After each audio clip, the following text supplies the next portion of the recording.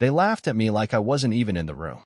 We were at the upscale Italian restaurant downtown, my wife, my daughter Natalie, and a few of our old family friends, celebrating my wife Teresa's 51st birthday. I had reserved the private dining room, arranged for her favorite wine, even paid the pianist extra to play the same Chopin pieces she loved when we were young. I'm Victor Hale. I'm 47 years old, an architect based in Annapolis, Maryland. For most of my life, I've been the man behind the curtain, the designer of high-security buildings and sensitive federal infrastructure. Invisible to the public, invaluable to the people who know what I'm worth. Or so I thought. That night, everything changed. Natalie was in the middle of a story, something about a startup event in D.C., when she paused, turned to me, and said with a smirk, "Dad, I don't think anyone in my generation even knows what an architect does anymore.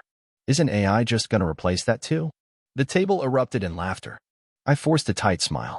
Well, maybe when AI learns how to calculate earthquake tolerances without collapsing a state senate building. More laughter, but not the kind you want. Teresa didn't defend me. She just sipped her wine, eyes twinkling like she was in on some inside joke. That night, after everyone had left and the house was quiet, I went into my office. I couldn't sleep. Something had been off for months. Teresa's late nights. Natalie always being too busy to talk. But now I couldn't ignore it. The next morning, I heard Teresa on the phone.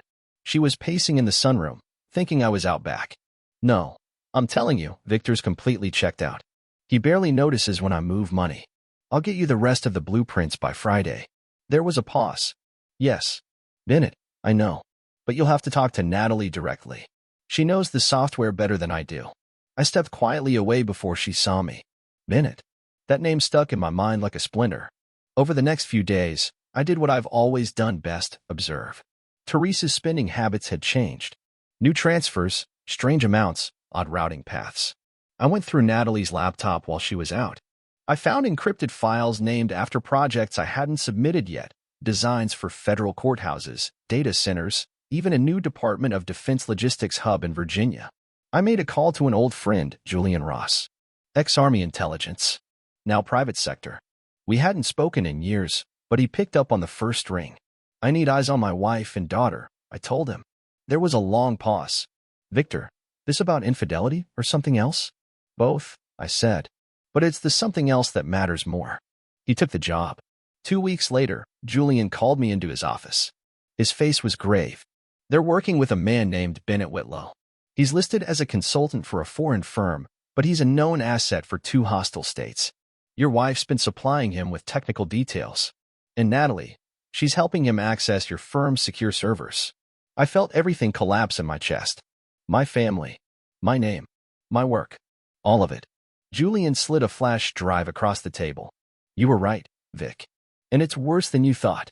I didn't cry. I didn't scream. I just nodded, took the drive, and left. I was once a respected architect, a man who built secure monuments to national stability. Now, the people I loved most were tearing it all down from the inside. And I was about to make sure they paid for every inch they tried to steal. The gala was held at the Kennedy Center, a black-tie fundraiser for Strategic Civic Partnerships, one of those innocuous names that sounded like a charity but served as a networking hub for defense contractors, city planners, and lobbyists.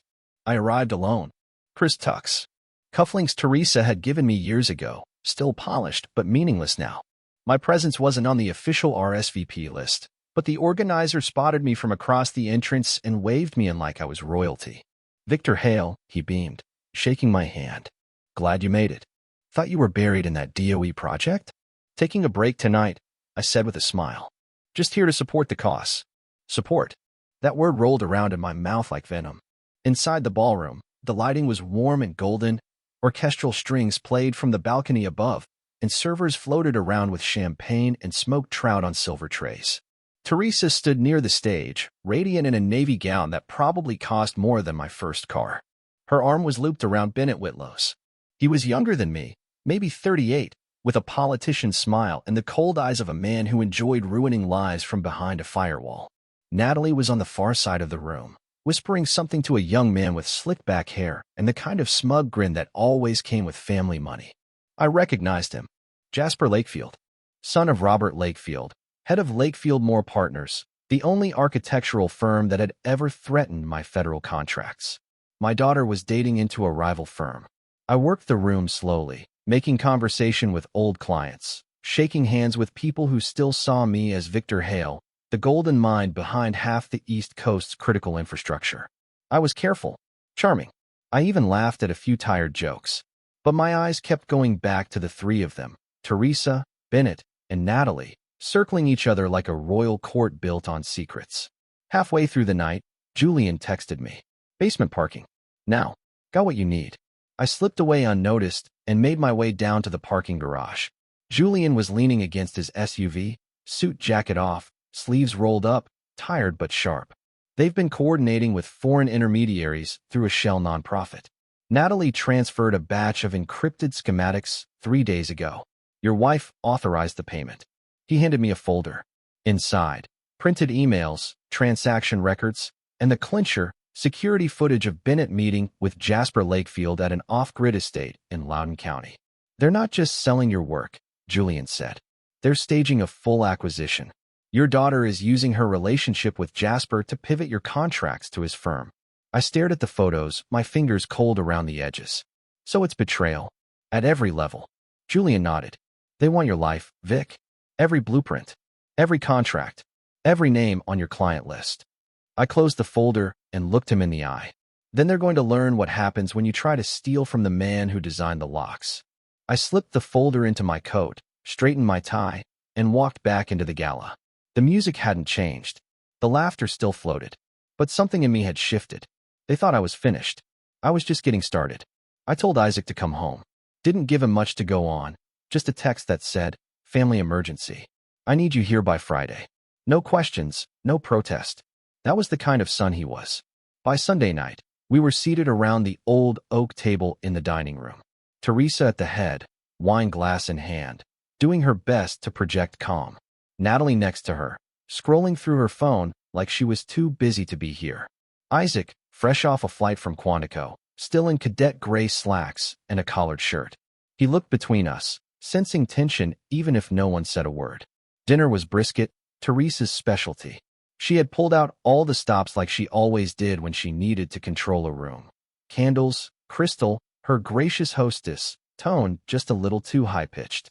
Natalie kept poking at her food like it offended her. I still don't get what this is about, Natalie said, finally setting her fork down. You pulled Isaac out of training for what? A roast. I sipped from my water. No, you're right. Let's talk about why we're really here. Teresa narrowed her eyes. Victor. I leaned forward, calm but firm.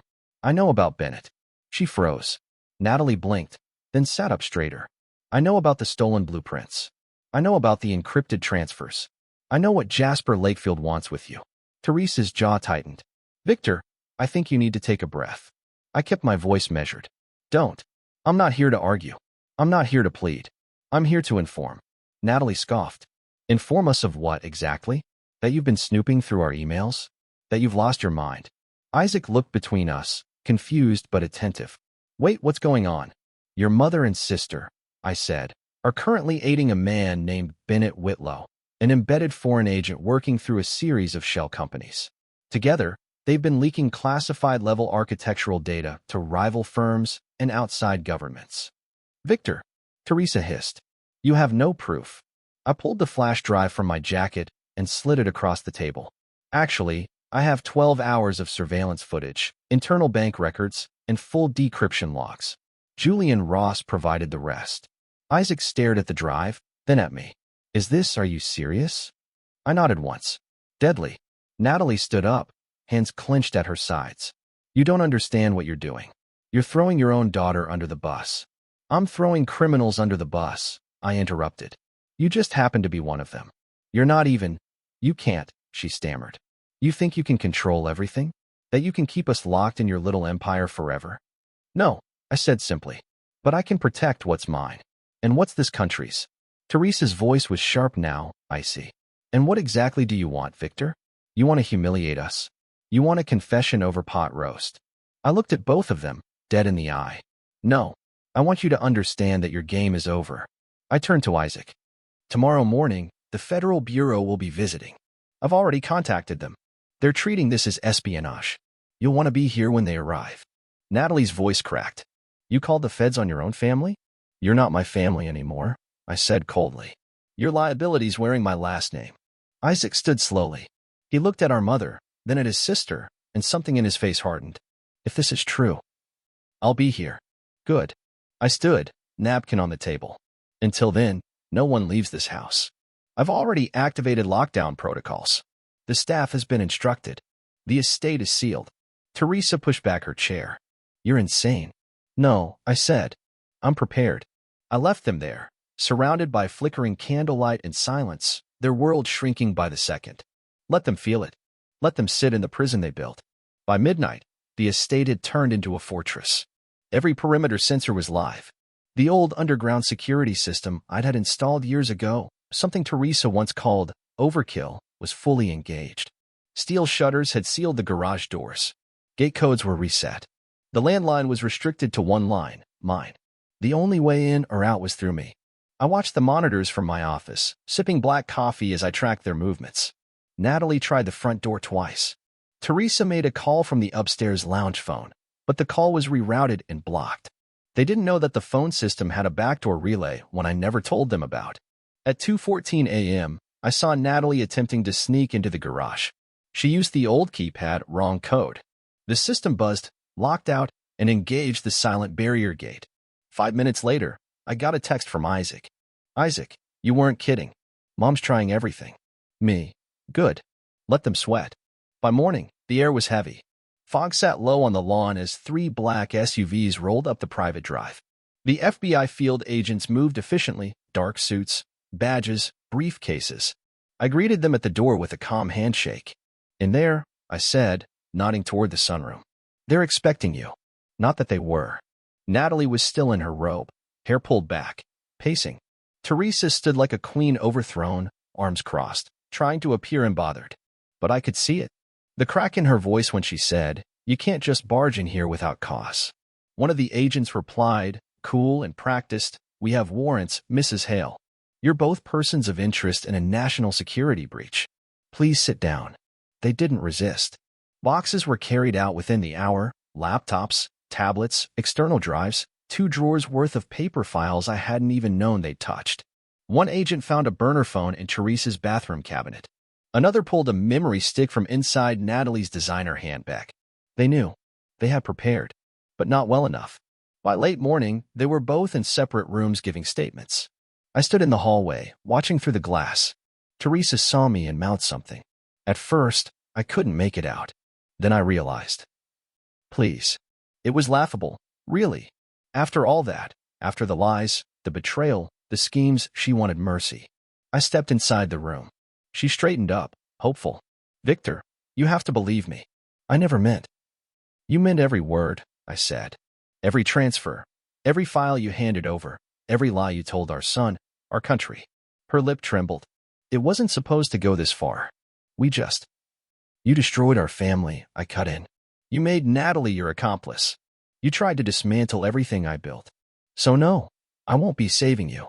Natalie wasn't much better. She cried, claimed she'd been manipulated, said Bennett had promised her a future, her own firm, her own name. You traded everything for empty promises, I told her. And now you'll pay the price. Neither one of them had a defense that mattered.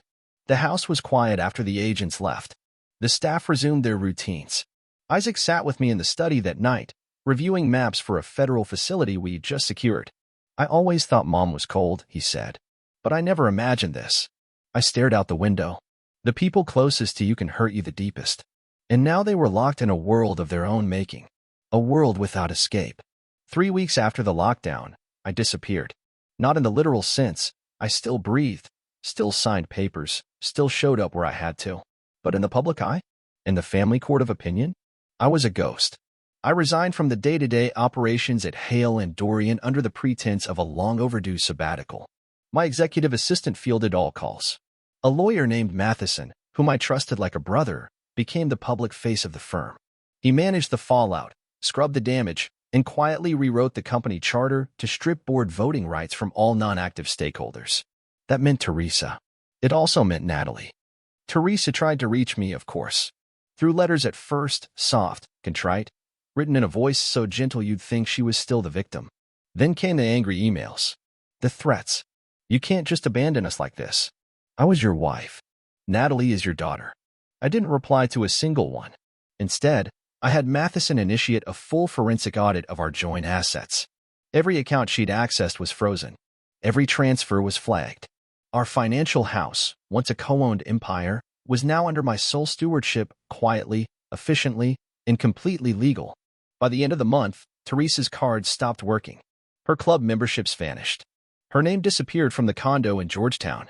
The media caught a whiff of the drama after a disgruntled junior architect leaked that Victor Hale had been removed from the family trust. The tabloids called it a quiet divorce. It was nothing of the sort. Natalie, for her part, tried to pivot. She called Jasper Lakefield, begged for a job at his father's firm. But the plea fell flat. Bennett had already been indicted. The Lakefields were cutting ties with anyone even remotely connected to federal theft. Her name had become radioactive. I watched it all unfold from a distance. Occasionally, I'd check the surveillance feed from the estate. She still lived there, at least for now. But the staff had been halved. The vehicles had been returned to their leaseholders. The ballroom, once lit up for galas and holiday dinners, was dark. My daughter, once poised, brilliant, socially sharp, now looked like a shadow in her own home. She wasn't alone. One afternoon, Julian sent me a discreet update. Natalie just hired a PI. Looks like she's trying to track you. I almost smiled. I met with Julian that evening at a rented brownstone in D.C., one of my satellite offices, unlisted and paid for in cash through a trust. We sat in the kitchen over black coffee and maps. I handed him a flash drive.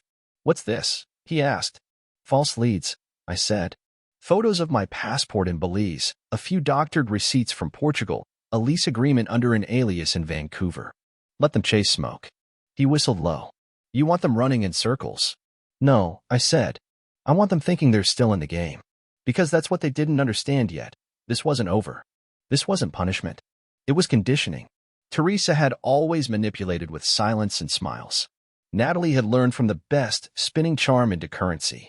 But I had spent my life building things that lasted. Structures. Systems. Consequences. And now, I was building something new. In the mornings, I worked remotely from undisclosed locations. In the evenings, I compiled dossiers on everyone who had played a part in the breach, board members who looked the other way, old friends who chose neutrality, even one senator's aide who'd met Bennett twice behind closed doors. They wanted to dismantle my legacy. But they forgot I designed the foundations. And mine were just getting deeper. Teresa received the envelope on a Monday. No return address. Just her name, handwritten in precise, looping script.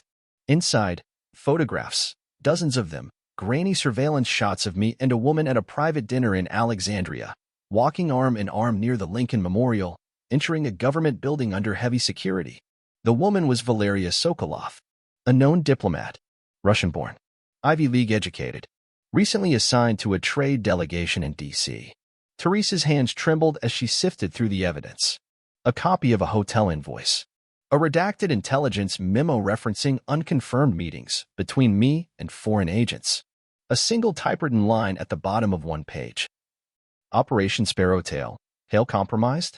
That afternoon, she called Natalie in a panic.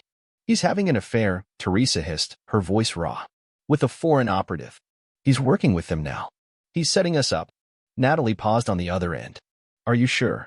I saw the photos. The documents. They know, Nat. They know what we did, and he's feeding them more. He's protecting himself." Natalie stayed quiet for a beat too long. Then she said, "Maybe this is good." "What?" "If Dad's compromised too, it takes the heat off us. We frame it as retaliation. Say he dragged us into this under duress. Maybe we get leniency." Teresa's silence was thick. Natalie mistook it for approval. "I can go public," Natalie continued. "Talk to a journalist I know. If we push the story that he's the one who defected." "No," Teresa said sharply. "He's baiting us." Natalie scoffed. "You're being paranoid." "No, I'm not. You weren't married to him for 25 years. Teresa sat down hard on the couch, eyes scanning the photos again. "He wants us to panic, to act out. But it's a lie. You think he faked all this? I know he did. I taught him how to read people. He taught himself how to manipulate them." She was right. Valeria was no spy. She was an old colleague from a federal design oversight board, now working as a cultural liaison. The hotel invoice? Fabricated. The memo? ghostwritten by Julian and dropped anonymously through a secure channel we knew Teresa still monitored. The point wasn't to make them believe I was guilty. The point was to make them think they'd lost control of the story. And it worked. 3 days later, Bennett Whitlow accepted a plea deal in exchange for immunity. In a closed deposition, he provided damning evidence. Teresa had given him insider access. Natalie had installed a remote keylogger on my company laptop. The charges were upgraded to corporate espionage with national security implications. I didn't attend the hearing, but I did send Natalie something, an unmarked thumb drive and a short note. Truth has a price. Consider this payment. On the drive, emails between Teresa and an offshore accountant in Barbados. Proof of her attempts to quietly shift blame to Natalie after the heat closed in. A transfer dated just 1 week before the lockdown. Teresa moving funds out of the Hale family trust and into a private account under her name alone. Natalie called me that night. She didn't scream. She didn't beg. She just whispered she was going to leave me behind. Yes, I said, just like she left me. There was a pause. What do I do now? I didn't answer right away. I let her sit in the silence. Then I said, that depends on whether you want justice or revenge. The line went dead, but I knew she heard me. The courthouse was quieter than I expected. No cameras, no reporters, just the heavy air of federal discretion. Teresa entered through the side door with her lawyer, wearing a black suit and no makeup, calculated humility. She avoided my gaze as the judge read the charges. 3 counts of conspiracy, 2 of corporate espionage, 1 tied directly to federal infrastructure endangerment. Her plea, guilty. In exchange for a reduced sentence, 10 years, minimum security, with eligibility for supervised release after 6. She wouldn't serve all of it. Not with the people she used to know. The name she still held. But the damage was done. Natalie sat 2 rows behind her. She didn't speak. She didn't cry. She wore a gray blazer, hands clenched in her lap like a child bracing for punishment she knew was coming. Her own case was still under review, but her name had already been dragged through enough public filings to make any return to normal life impossible. After the sentencing, I walked out without speaking to either of them. Outside the courthouse, a driver opened the door to the waiting car. I slid in, loosened my tie, and stared out the window as DC buildings rolled past like cold marble witnesses. I had reclaimed Hale and Dorian a week earlier. 3 board members resigned after I called for a formal ethics review. 2 more were removed in a private vote I engineered through proxies. The firm was mine again, clean, tight, under my control. No room for sympathizers. No tolerance for quiet betrayal. At a press conference, I kept it brief. We had a breach. It's been resolved. We remain committed to building secure, honorable infrastructure for this country. One reporter shouted a question as I turned away. Mr. Hale, will your daughter remain involved with the firm? I paused only long enough to say, no comment. But the truth was already known. Natalie had been removed from all company assets. Her trust was frozen, and her condo in Bethesda was sold within the month. She moved into a basement apartment in Silver Spring, from what Julian told me. The kind you rent month to month, always half unpacked, always temporary. I hadn't spoken to her since the night I sent the evidence. But one morning, I got a letter, handwritten, no envelope, just slipped under my office door. Natalie's handwriting. Shaky. Apologetic. She didn't ask for forgiveness. Just wanted me to know she was thinking about everything differently now. I read it once and set it in a drawer. I didn't burn it. I didn't respond either. 2 weeks later, I met her for coffee. We sat outside, under an awning. She looked tired. Smaller somehow. I know you hate me, she said quietly. I don't hate you, I replied. But I don't trust you. And I don't forgive you. She nodded slowly. Then why agree to meet? Because boundaries, I said, aren't the same as walls. I paid the check and stood. You can contact me once a month. 1 call. 1 email. That's all I'll allow. She looked up, confused. And if I want more? Then you'll have to earn it. I left her there, the coffee cooling on the table, the rain starting to fall just beyond the awning. She wanted redemption. All I could offer was distance. It was a bright spring morning when I watched my son graduate. The military commissioning ceremony was held on a green field at Quantico, surrounded by proud parents and polished uniforms. I stood near the front, my suit pressed, my face unreadable. Isaac walked onto the stage like he belonged there. Calm, squared shoulders, chin high. They called his name. Applause followed. He found me after the ceremony, his bars freshly pinned. We didn't say much, just nodded to each other like men who had faced war, even if it wasn't the same one. "I'm proud of you," I said. He didn't respond with words, just a firm clasp of my hand, and a look that told me he understood more than he used to. We walked the perimeter of the grounds after, away from the families taking photos. He looked over at me as we stood under a tree. "What now?" he asked. I smiled faintly. "I'm done with the firm." Isaac blinked. "You're retiring?"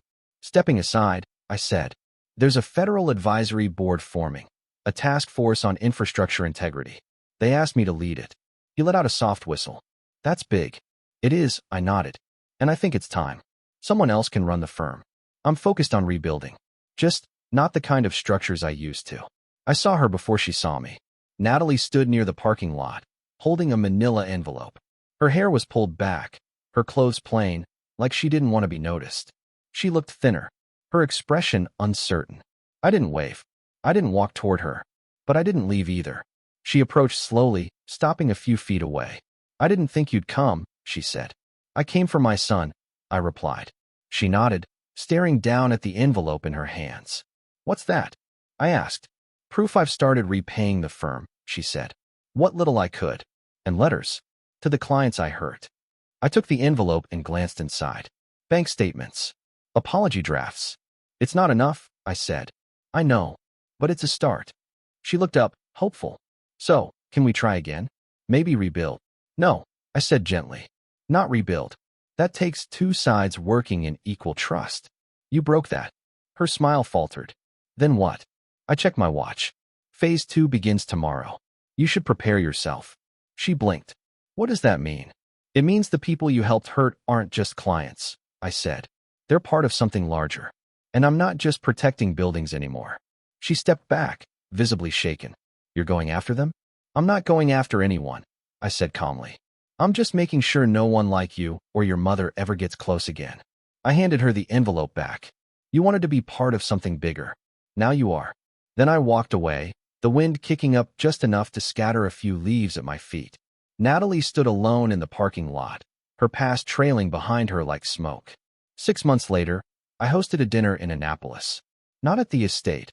I'd sold that long ago, but at a historic mansion leased for private government events. The dining room was candlelit and soundproof, with oak walls and long windows that faced the Chesapeake Bay. The guest list was short but powerful. 2 senators, a senior colonel from the Corps of Engineers, the deputy director of Homeland Infrastructure, and 3 key members of the Federal Advisory Board I now chaired. And Isaac, in full dress uniform, seated to my right. He wasn't there just as my son. Tonight was his introduction to the people who would shape the next decade of national planning, cybersecurity, and threat response. The conversation stayed light at first: logistics bottlenecks, climate-proofing infrastructure, how drone corridors might affect future zoning. But I saw the way their eyes lingered on Isaac when he spoke. He didn't dominate the room. He earned it. Toward dessert, the mood shifted. Quiet murmurs, narrowed eyes. One of the senators leaned in and asked me the question they'd all been dancing around. "Victor, how far did the breach really go?" I set down my fork and looked around the table. "Farther than most will ever know." There were nods. No need to elaborate. After the guests left, I walked Isaac out to the front steps. He looked out over the water, hands tucked behind his back. "Is this what it's like?" he asked. "These kinds of rooms, this kind of power?" "It's not about power," I said. "It's about leverage, and how you use it when you have it." He nodded, absorbing that. Inside, I saw a new arrival, one I had invited quietly, through an encrypted message, with no RSVP expected. Natalie. She stepped into the foyer wearing a simple black coat, her hair neatly pulled back. She looked less shaken than before, more composed, but her eyes still carried the weight of a woman who'd seen her illusions burned away. "You came," I said, offering her a glass of water. "That's brave. I figured if you wanted me dead, you wouldn't send a formal invitation." I almost laughed. We sat in the parlor, the fire low, the room empty but for us. "I've been working," she said, "consulting for firms that don't ask questions. Not glamorous, but clean." I nodded. "And your mother?" Her face went rigid. "She tried to contact me. Said she wants to appeal. Said she was coerced." I watched her carefully. "Do you believe her?" "No," Natalie said. "I think she knew exactly what she was doing." "I think I did too." That was the closest to a confession I'd ever get. I leaned back, eyes fixed on hers. There's something else you should know. The network Bennett was part of, it didn't start with him. It runs deeper. Your mother wasn't just selling blueprints. She was enabling something bigger, something systemic. She blinked, stunned. You think she was part of a syndicate? I know she was, I said. And I've been working with the task force to dismantle it. Natalie swallowed hard. So why bring me here? Because you're part of the fallout, I said. And because you deserve to know the full truth. Not for sympathy. For responsibility. She was quiet a long time. Finally, she looked at me and asked, is there a place for me in any of this? I didn't answer right away. There might be, I said at last. But not as my daughter. Not yet. She looked down, lips tight. You'll have to earn that, I added. One hard truth at a time. Then I stood, ready to leave her behind if she couldn't carry the weight. But she stayed in the chair. And that was enough for now. The circle was closed. The damage done. And I was finally in control of what came next.